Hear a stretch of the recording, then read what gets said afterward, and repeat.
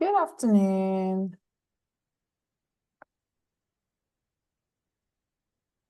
Welcome, everybody. We'll give a couple of minutes for others to arrive. We've got quite a few registrations, but high five for all of you that are on the minute. We really appreciate that. There's so much that we could talk about today. So it feels like every minute counts. Hot topic. Yeah, I was like, how do we contain this in 1 hour? We don't. We don't. We dip We our don't. toes and we tease, and then we can come back again and again. And there's just a whole world of in-person things and online things. So no shortage of this investigation to unfold. Yeah.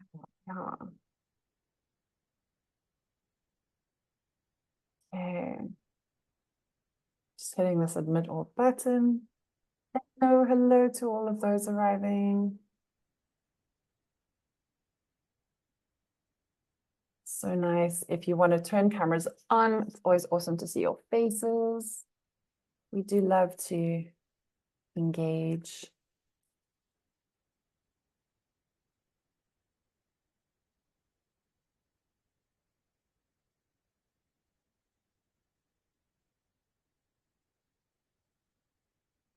Yeah. Welcome to Wednesday, last day of August. I mean, No. that's not. Tomorrow's the first day of August, last day of July. See my brain on the edge of it. Hey, Em. Hey, Anna. Nice to see you. Yeah, Hey, some Jan. familiar names and lovely to see names I don't know either. Yeah. Hello, Tracy and Rick. Hello, Tracy. Jan.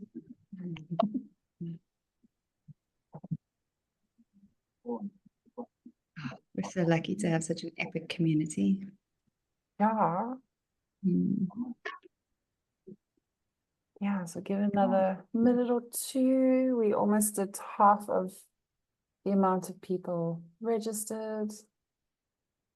Such A students. Right.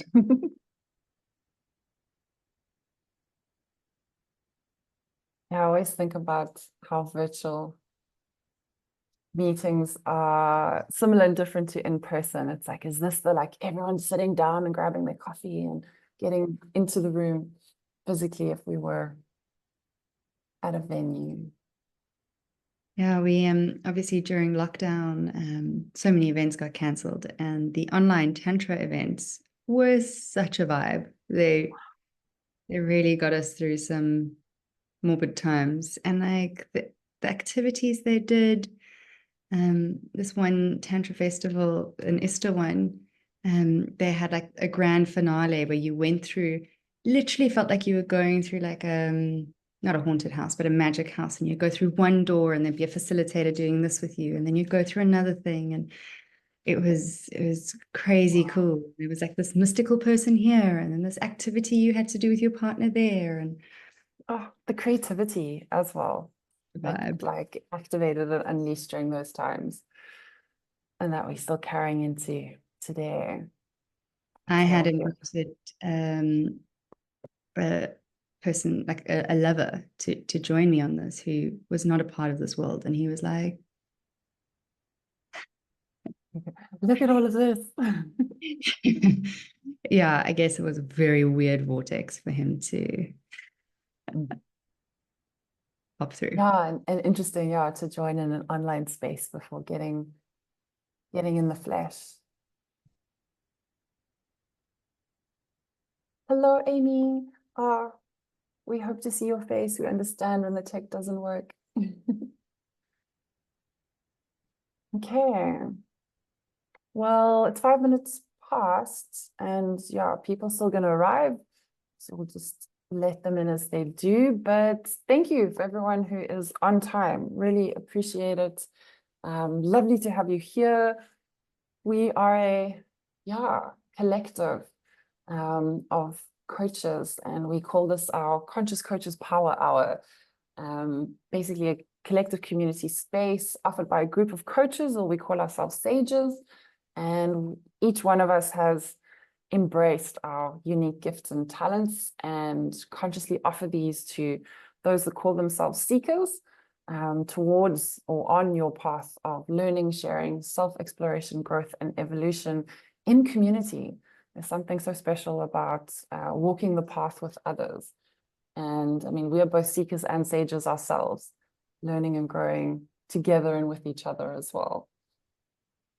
We are part of a bigger community called Solo, Search Others, Love Oneself, a conscious community that connects seekers and sages. So yeah, if you're looking for something or someone or an event, Solo is the place to go and explore and discover and connect, not only with yourself, but with others as well.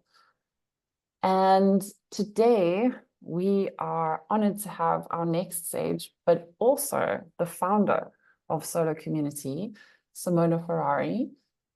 She calls herself Conscious Concierge, and she's going to be speaking about her unique gifts and offering and this delicious topic of how to navigate this field of sacred sexuality.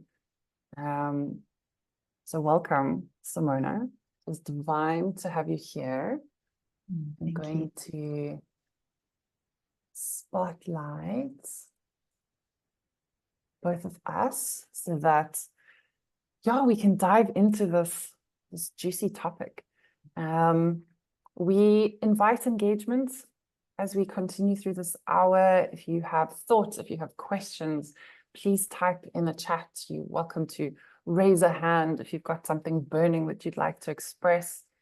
Thank you to all those that have your cameras on. It's always wonderful not talking to a dead screen, but actually feeling your energy on the other side of the ether. And yeah, anybody else, you're welcome to turn cameras on as well and bring your voices and spirits into the room. And so where I want to start is this delicious picture.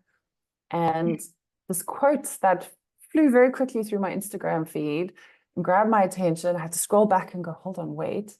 And this quote says, Tantra, it's about feeling the whole, not just about filling the whole. And I had a moment of like, ooh, yeah, there's a lot in that. And yeah, for me, that leads me to my first question for you, Simona. One I definitely encountered on my own journey, which is there's a lot of language, there are a lot of words in this space. And like, what is this concept of sacred sexuality versus some of these other words that we hear, Tantra, sex, BDSM? Yeah, thank you so much. That image is so powerful. We were just chatting before everyone got on that image was sourced on Canva, which is like, yay, you know, sexuality, Tantra, well, sexuality in general is so edited, thanks to Meta, and yay Canva for giving us such a beautiful, delicious one. I actually went onto Canva now and through Zani's recommendation, I put vulva into the search and got such beautiful images. So if you've got some time, go explore. Yeah. And yeah, thank you for also that phrase. You know, it's about embracing the whole. You know, what is sacred sexuality? What is Tantra? And how is it all connected to spirituality? You know, I think a lot of us, obviously all of us actually have been conditioned into our sexuality, and there's so much debunking to do. And that's how I got onto this path. It's been 8 years now that I've been traversing it. And I just felt this insatiable desire of like, there must be more. There is this huge energy that's inside of me, wanting to express itself. Me at that time thinking it was misplaced. It brought up shame. Like, am I promiscuous? Am I not satisfied? There must be more. And so that's when I started on this journey. And my first thing that I'd ever done was go to Valentina's Tantra yoga. And if any of you have ever done Tantra yoga, it is this really slow and like relaxing process. And the partner that I went with actually fell asleep. And I was like, well, anyways, I was like, that was very Oh, sweet beautiful. and beautiful and relaxing. But the next day and that night, something woke up inside of me, and there was just this like energy and this like amazingness. So then I was like, okay, there's something to this. And off I went traveling the world to find different teachers, workshops, and community. So back to the original question, what is sacred sexuality? It's a recognition that sexuality is sacred, a space for exploration, for learning, for understanding oneself, offering both a beautiful and challenging personal growth opportunities. I've got a very doting partner that is currently filming me and making me very distracted. Sorry, everybody. Oh, Honey's a special one. Mm. Okay. Let me get back to this. And when I had attended my first ISTA training, International School of Temple Arts, it really locked in what is what is spiritual about sexuality. And that was really learning about yourself. We are so conditioned to feel shame around sexuality, secrecy. It's this thing you got to do in the dark. It's only with your partner. It's only with your husband. It's only for procreation. And if you're not doing it that way, you know, then all the other stuff of being promiscuous, slutty, horny, insatiable come up. And this is what really started to liberate me. And in all honesty, like the conditioning is so deep. I'm still so on this journey figuring it out. And I don't think anyone ever arrives or gets to the end. But I tell you, it is so much fun. It's so expansive, so much joy, more pleasure than you ever could imagine. And also, like everything, there's a light and a dark side. There's also a lot of things that come up. And coming to deal with your sexuality through facilitation and through teachers and through sages, that gets held. Sometimes that is too big a job for a partner to do, or just for yourself to do for yourself. So the next thing is, what is Tantra? And what is the difference between sacred sexuality and Tantra? Tantra is an ancient technology, and there's manuscripts that we can learn from. And sacred sexuality is a far broader, takes from different lineages, from different practices. It's quite a blanket term for practices and rituals and stuff, where Tantra has beautiful scriptures and teachings that we have amazing facilitators teaching. Oh, I just want to take a breath. Mm. Mm.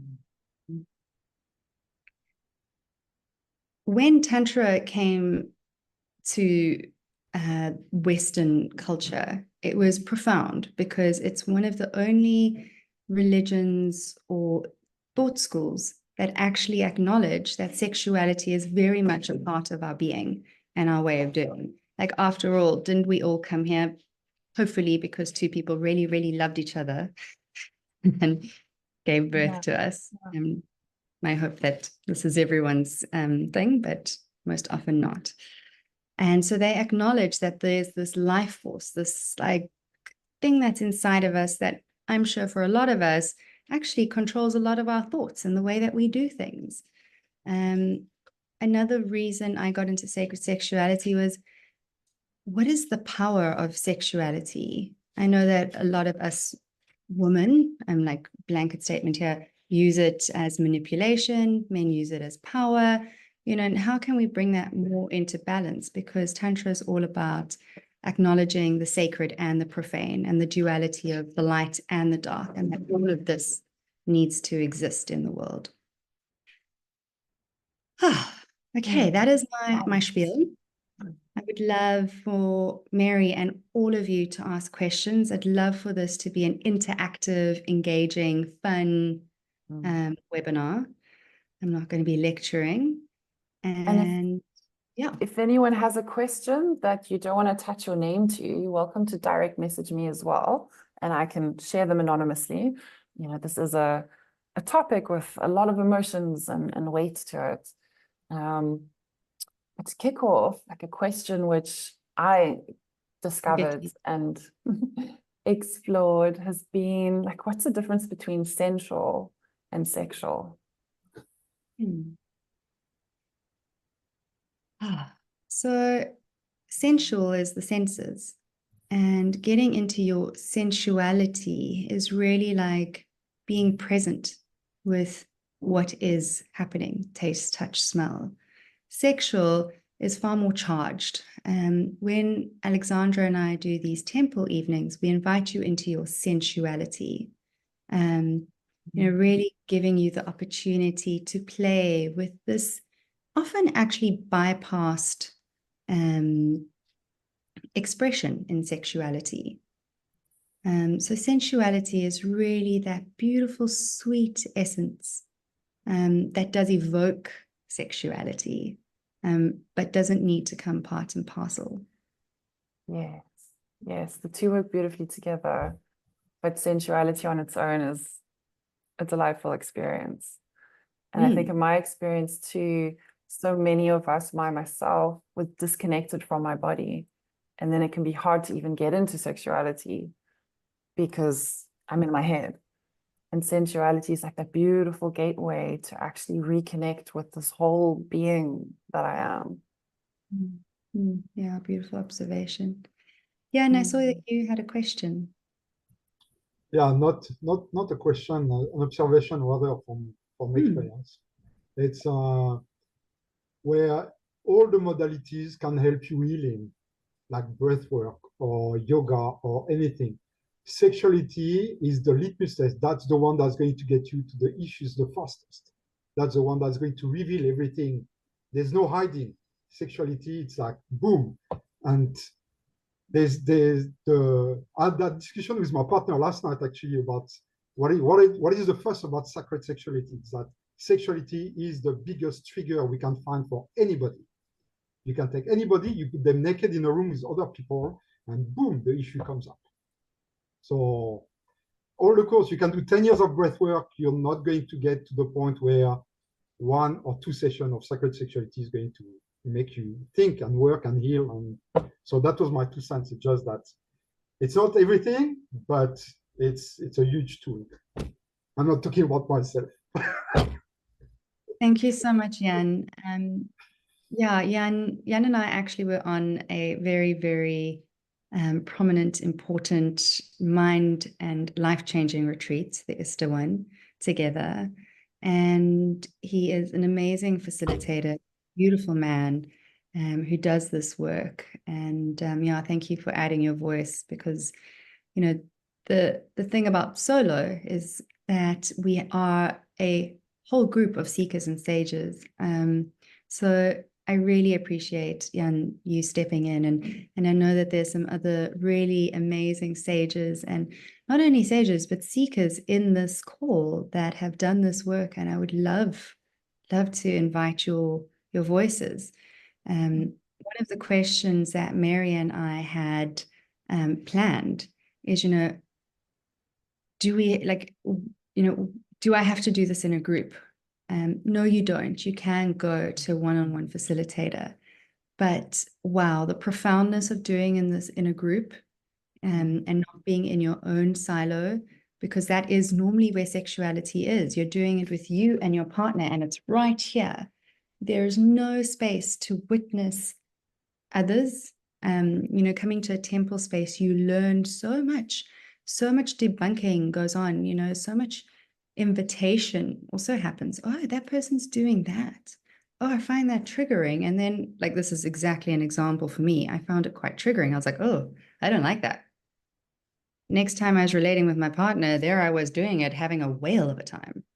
If I had been in that environment, that wouldn't have come to me. And yeah, So I think there's such power in groups.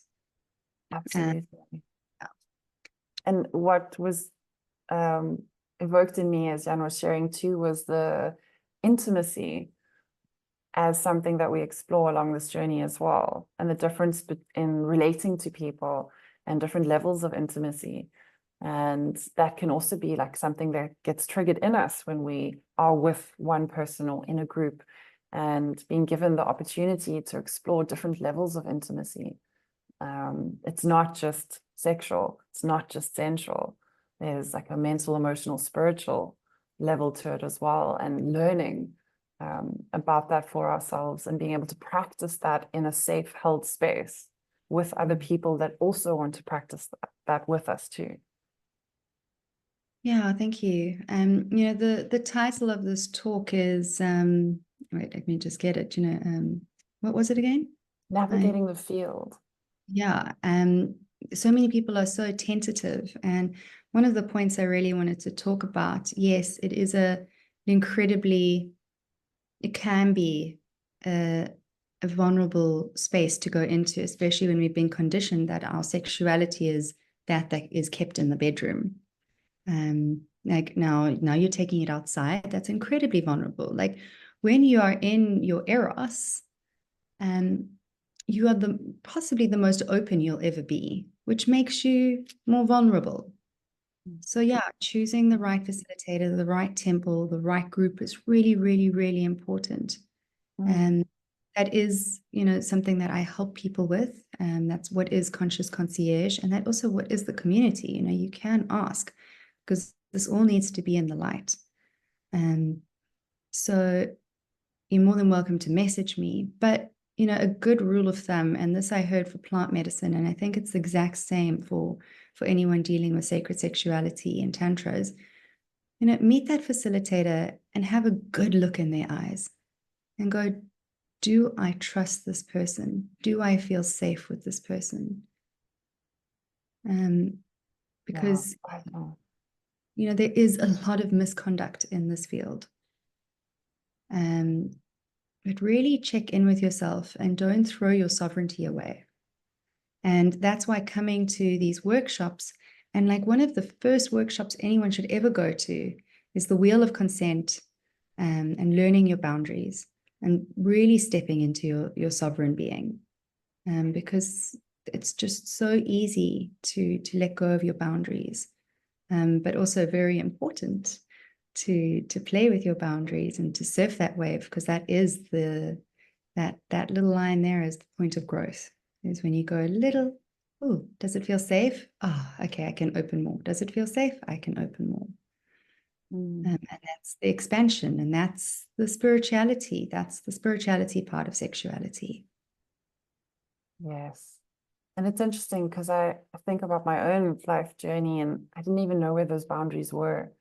I wouldn't have been able to verbalize them and actually have a conversation with a partner and go, I like this, I don't like that, I want this, I don't want that. And I think that's also, a lot of us don't even realize that we were allowed to like, dislike, want, not want, ask for, and negotiate and navigate with a partner, with other people in that space. So communication and finding our voice is often also a good starting point. Yeah, absolutely. Which I see someone, I'm just going to keep his name anonymous, has asked, what are recommended temple group workshops as an intro? So I would definitely recommend the temples that Alexandra and I do. They're really beginner friendly. They touch on all of these, especially the asking for what you want. And then going into sensuality and allowing your sexuality to be felt in the field. So that would be a very good first experience. And we have some coming up. So I'll definitely message you those. Yes, we will share those with the networks. And a question then about temples. If you're in a partnership, do you need to come as a couple? Can you come alone? How does one navigate that? Yeah, most frequently asked question, and a serious myth is that Tantra is for couples, which if you do have a partner that wants to explore this with you, amazing. But actually, primarily, this journey is about you and your sexuality and your sensuality and your personal growth and your spirituality. And the more work you do on yourself, like coming into that relationship, you're going to show up so much more whole and more aware of, what are your triggers? Why don't you like to be touched there? What is it bringing up for you? What are your partner's sensitivities? Yeah. So it's definitely an exploration for self primarily. And yeah, awesome if you have a partner that wants to do it with you. And I think by sort of default, the partner comes along on the journey. If you're learning, you're growing, you're exploring, and you're bringing that back, the two of you are going to be both benefiting from that. And you'll get them curious too, I'm sure. Or maybe they won't come along with you and you'll end the relationship, and that's okay too. There we go. The other part of the journey. Someone's got a really saucy question here. Not sure if we want to give this one a stab. Why has religion or the church made sexuality a fuss or a hidden power? Oh, yeah. Oh. That's a great one. I feel a little shy to answer this one because it's such a heated question. But for me, your sexuality is such a powerful force. People, when they're feeling in love, will do crazy things, which religion really doesn't like. So I feel like the reason religion doesn't do this is because they want us to be disempowered in knowing this power. So they've really shamed it. They've really controlled it so that we do not know our power. And shut down that creativity. For me, like being in that space of embracing my sexuality, it's like there's a creative energy in me that just wants to be unleashed. And I want to do things. I want to connect with people. I want to, projects and experience life. Yeah. And what about this sort of maybe misconception that one has to get naked in these spaces? We briefly touched on it earlier. Like, what if I'm someone that is still quite shy or feeling awkward or insecure about my body? How do I navigate this when I'm at that point in my journey? Well, in any tantric or sacred sexuality space, consent is, really top of that pyramid, and your free will and your sovereignty. So if that is something that you are still feeling very sensitive, and the facilitator, the sage, should be giving you an invitation into traversing that edge. You're not ready to, they should honor it. If they know you very well, maybe, and they are pushing you a little bit, then that's a great invitation. But no, you never have to get naked. And say, for instance, you are in a circle and an exercise comes up where that is required of you, and you stand your ground and say, no, I don't want to get naked. That is such a beautiful investigation for you and whoever's around to investigate. So I really want to honor anyone that doesn't feel comfortable with that. But I also want to honor the fact that edges and traversing them is powerful. And the liberation you get from, well, I'll speak for myself, the liberation I get from being nude is so powerful. When I am naked, I'm not Simona with the little, obvious spiritual feather earrings and that. I'm just Simona without any of the labels that I have attached to myself, or if you've attached to yourself. I'm like really in my innocence. And that is such a privilege to have felt safe in nudity. And my wish is for everyone to feel that. And witnessed as like the most you can be without all the layers of who we try and make ourselves look. I remember one Tantra retreat going through an exercise where I was in a group of people shedding layers of clothes, as I was shedding baggage and things that I wanted to let go of. And how incredibly liberating as well, and freeing and loving it felt at the end to be standing naked in front of these people. I was like, this is me. This is me without all this extra stuff I've been carrying, emotional, mental, all of it. And the being held and loved, and the beautiful feedback from those people who are like, wow, we see you, was the most incredible experience. Even though it was very scary to anticipate it, at the end, it just felt so natural and normal. And friends for life as well. Yeah, I think there's such a beautiful thing that you've brought up. And I was chatting to my business coach about this and touching on vulnerability in a business capacity. And she's like, vulnerability, and this is a Brene Brown thing, is courageous to be vulnerable. But, the person that you're being vulnerable and saying, this is me, is only saying, wow, this is a courageous person.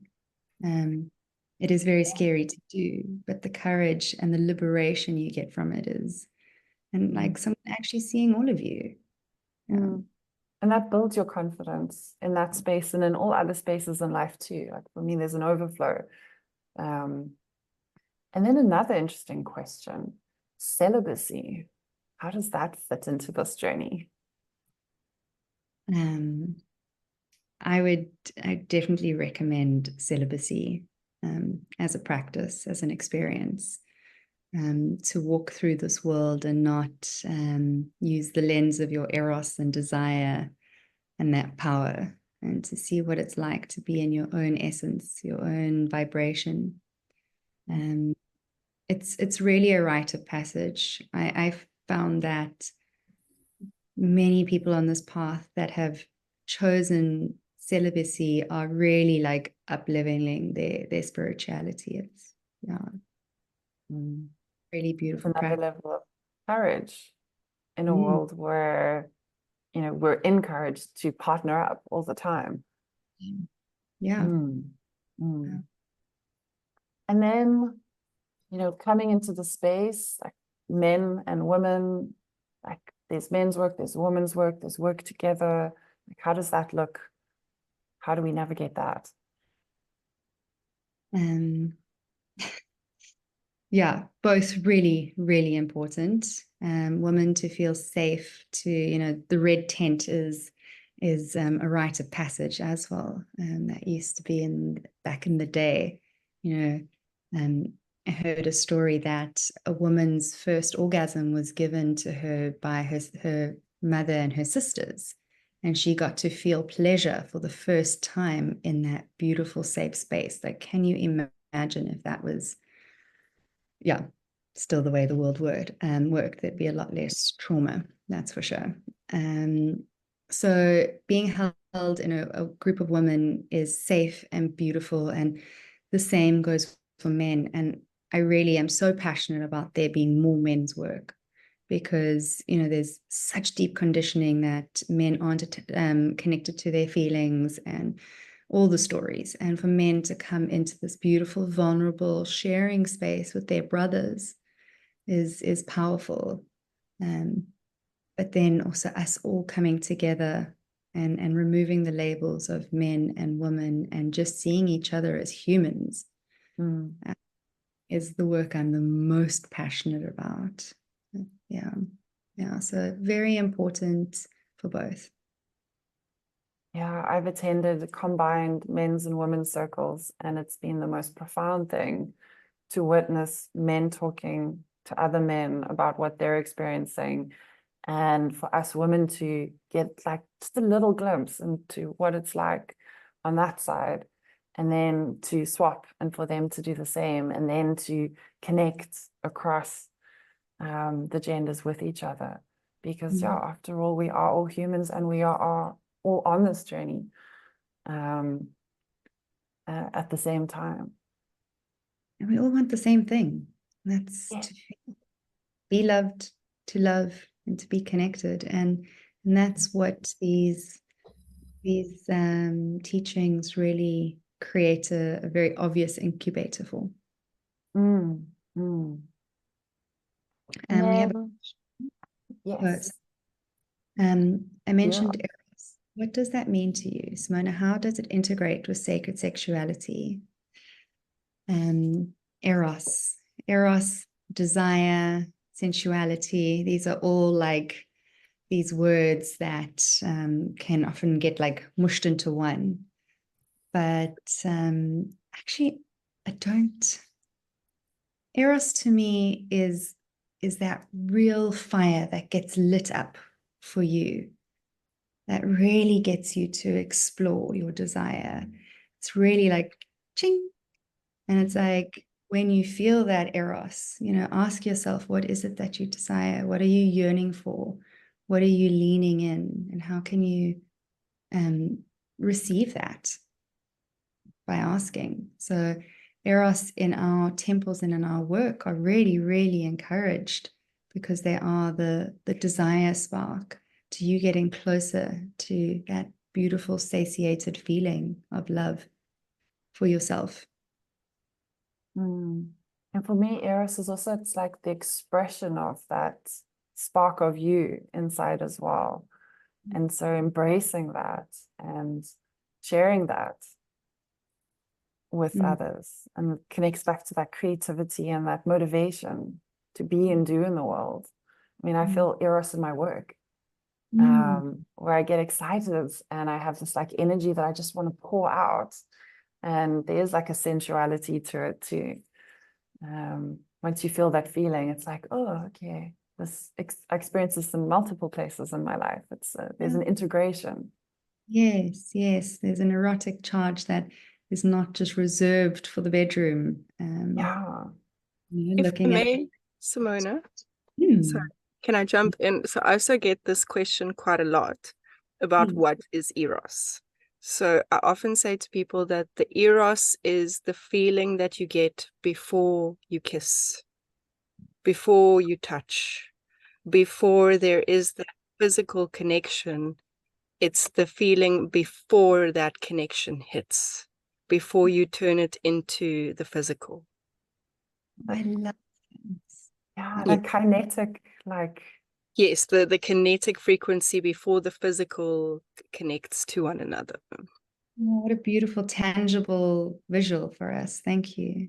Yeah. Does anyone else have a thing about Eros that they'd love to share? And anyone else want to share like an experience or your own lived experiences or an anecdote?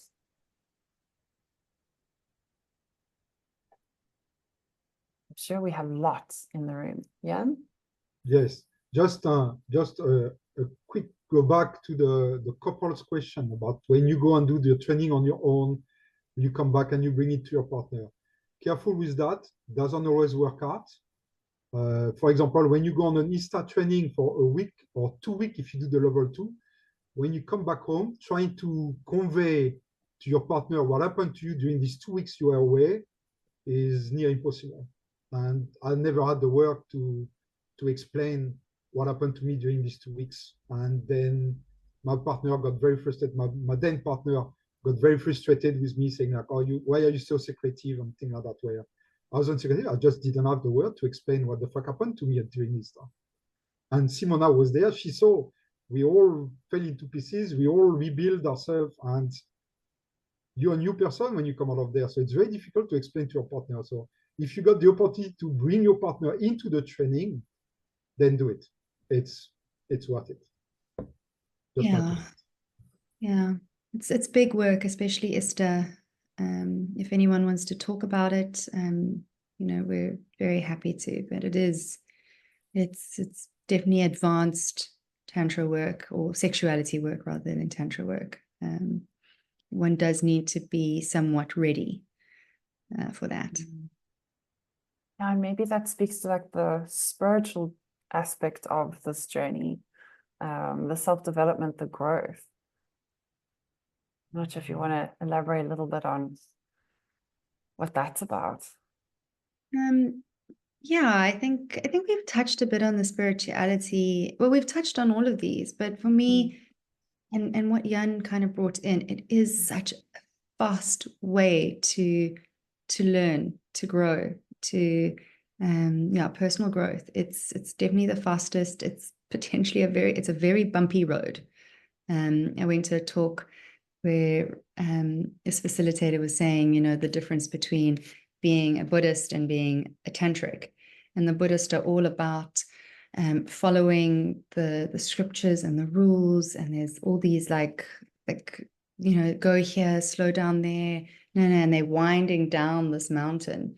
And the tantric's just like, well, fuck the path. I'm going straight down, and I don't care how bruised and scraped I get. Hopefully it'll be fun. Maybe I like pain, There's a fast track route to your evolution. And through that, you really, it's the soundboard is quite loud and profound. And the highs are incredibly high, and the lows can really be quite something. But in community, one can hold that. So it really is a fast track to personal growth, and a very fun one. And you mentioned pain. That got me thinking about some of the other words in this field. Things like BDSM and kink. Like, how does that fit into this world? Yeah. And when we were preparing this, I was like, you know what? I have my own interpretation, and I haven't done much work or exploration into kink. That is actually something I'm starting to lean into in my evolution. So I decided to research it a little bit. And what my good friend Chat GPT said was, sacred sexuality aims for spiritual and personal growth through sexual practices, while BDSM focuses on exploring power dynamics and pleasure and control, pain and exploration. It's not inherently spiritual, but can be a part of someone's sexual expression and exploration. So yeah, the parallels for me is that it's deep consent work. It is around pro-sexuality, but there isn't a focus on the spiritual personal growth aspect on a larger scale. Yeah, so it's on a broad level. I think it is there if you want it. Yes. And with the right partners and intentions. But yeah, is inherently different, and also involves lots of awareness and safety and yeah, I think that's why it's so actually regarded so high in our community as a beautiful thing to do, because of the amount of trust and conversation one needs to have that experience, to actually, what I've heard, have the most enlightening and spiritual experiences one could ever have through this modality, which I'm signing myself up, so I'm going to explore. There can be a lot of healing in it as well. In that space too, because again, there's lots of mirrors of what our own boundaries are, what we're experiencing in that space. I found it to be a healing journey to explore all these elements of sexuality kind of in parallel and overlapping, versus isolated. And then Meg's bringing in a word, in a question, Kundalini. Have you experienced Kundalini awakening throughout your experience? What was it like? Why can this be so powerful? Kundalini. It's an elusive thing to me. My Kundalini feels like a wild horse, a teenage horse that's just all over the place, and I don't quite know what to do with it. And sometimes it feels really good, and sometimes I'm like, what am I supposed to do with you? So I'm not a Kundalini expert. I do like to play with mine, but there is a retreat coming up called that Andrew Barnes is doing, called it's a de-armoring retreat. And what we do on this retreat is we kind of, you remember those horses that you used to get when you were little, and you'd press it and it would, those ones. Yes. So de-armoring, you kind of like going deep into these like specific points in your body, which bring up quite a lot, but it starts to open the channels for this Kundalini energy, because the premises is that you really need to be open to allow that kundalini to really like move through you, and to have these full body orgasms that are so often promised. But it definitely is a thing to learn and to step into, and be guided by the right sages. Someone like Leon is absolutely incredible, and so knowledgeable, Leon Bakker, about the kundalini. So if that is something that you're curious about, come to me, and then I'll redirect you to the correct sage that's their zone of genius. I love that, zone of genius. And yeah, orgasm, pleasure. You know, there's a lot on this journey that's exploratory, and there's a lot to work through in terms of growing and finding our edges, but there's a lot of pleasure as well. And this difference between orgasm as a destination versus the wave. Yeah, I think one of my favorites is Slow the Fuck Down. And it's in that you get to really ride these beautiful waves. When you're going in for a quickie, it's this. When you're having unconscious sex, it kind of, you're not allowing that potential for the sensations to have that slight touch, and being like, oh my God, that alone was just amazing. So I think coming to this work, realizing to break away from the conditioning of fast sex, and really welcoming slow sex, just touch, just eye gazing, and seeing how orgasmic that can be, and that this genital orgasm, this friction-based one, is, yes, very exciting, but there's a whole world of different kinds of orgasms and pleasure that's available to us. We can expand from that friction-based genital orgasm that we know and are familiar with and conditioned to believe is the only way, and bring in so much more. And that leads me to another thought around sex as an event versus as play and an exploration. I'd actually like to ask you what that question means. Yeah. So this was something I discovered on my journey, that for most of my life, sex was seen as like this thing with a start and a finish, and it's contained in a time frame. And discovering that it's when we're not chasing a goal, when it's not about, okay, now we have to reach an orgasm, or now I've got to make this person experience this thing, we can be a lot more playful and sensual in our engagements. And you can carry that through your day-to-day, and how you communicate with each other, and how you connect physically in the same space with each other. And you get more moments of connection and intimacy, which I found deepen my relationships with my partners. Then limiting it to, okay, at 8 o'clock when we climb into bed, this is when it's going to happen, and then lights off by this time because we both need to fall asleep. And also taking that pressure off. It has to look a certain way, but like, hey, we can just do something fun and playful for 5 seconds, and then like, oh, okay, I'll see you later. Definitely added to my sense of being connected to my eros and energy and sparkle. I'm really glad I threw that back at you. Absolute pleasure. Fun to co-create with you. Thank you. I've enjoyed this. I'm looking at the time. There's a question about the celibacy.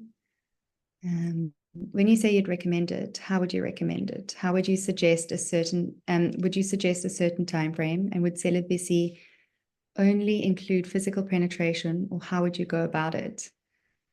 It's such a personal journey. Like, you really got to tune into what the purpose of it is for you.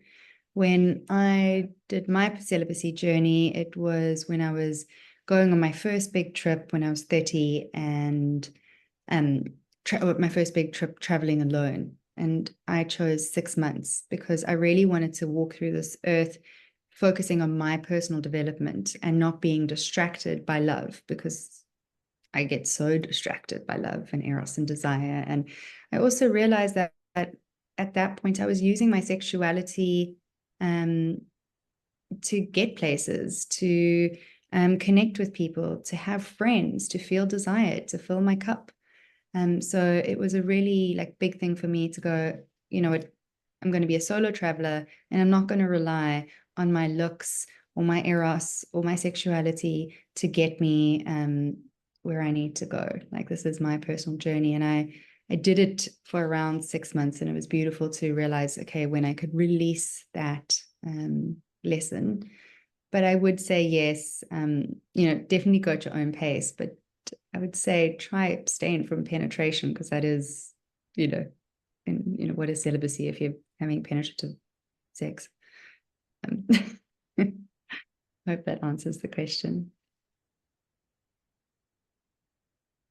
And then, yeah, as we're wrapping up towards the end of this hour, do you want to explain anything more about Conscious Concierge and what you offer in that space for those that are curious about this journey and would like some support and guidance? Yeah, thank you. So Conscious Concierge, I love me an alliteration, webinar Wednesdays, but it is facilitators and sages that I have personally worked with, that I really trust to take people on the correct journey. I always use the analogy that if you have a brain tumor, it doesn't matter if you get along with your surgeon and if he's a good, funny guy or girl or not. You don't need to have resonance. They just need to do their job well. But it's very different when you are doing anything to do with spirituality. You really want to find the sage that has the most resonance. Eckhart Tolle, he is so great, but I literally have to read every sentence like a million times before that information gets downloaded to me.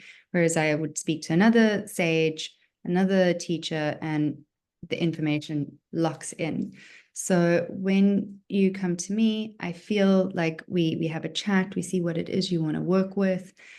I get your vibe, we do a little questions and answer. And I'm like, oh, you know what? This is the right person for you. Oh, you're looking for a masculine facilitator? I'm going to suggest Jan.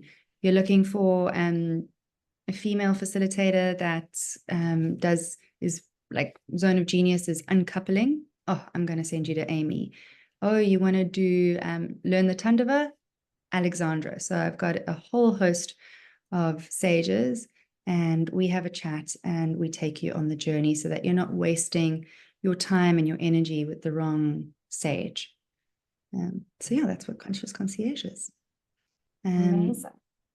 And for those of you that do know the solo community and do know me, just send me a WhatsApp. If you have any questions, I love, like, the reason I built solo is because I love connecting people. And so if you're feeling resistant or weird about going to a temple and you're not sure it's for you, give me a call. If you don't trust a plant medicine facilitator and you don't know if it's the right one, give me a call. I'm really there for the community. I really want to make this as safe as possible community for growth. Yeah. And I'm sharing the screen with some links to the solo community.